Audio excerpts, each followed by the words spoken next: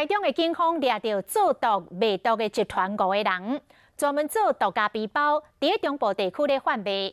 其中一个23岁姓黄的嫌犯是婚林大西客运创办人的孙仔，甘金汤时出事，煞无行正路，实在是假袂乖，前科累累。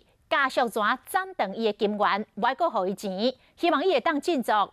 想袂到这招无互伊觉醒无大劲，颠倒互伊愈行愈偏。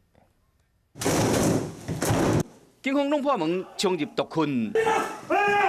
嫌犯看到远景冲入来，袂赴反应，就被抓起来，房间放真侪装毒品的假尸。主嫌找来4个共党的提供场所，要毒品的原料，做成毒家背包，伫中部地区伫卖。嫌犯一个是傅少炎，这个23岁嫌犯是婚林大西客运创办人的孙仔。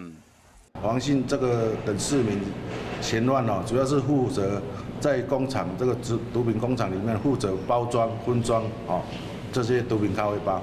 23岁姓黄嫌犯是甘金汤时出世的，因阿公伫日本时代做过律师，讲互后阁做过生意员，后来创办大西客运。今年厝内金孙，高中读无毕业，右手好寒，有妨害自由、加诈欺罪等前科。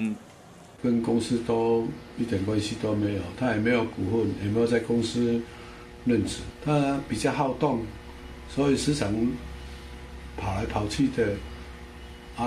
因为他妈妈就会关这事的，其实也照顾不及。亲戚朋友讲，姓黄嫌犯因老爸过身后，就无人管伊，伊无去找正当的头路，一直惹代志。厝内人无要摕钱给伊，想要约束伊的行为，不过伊因为欠所费参加做毒被掠，相当将面临5年的徒刑。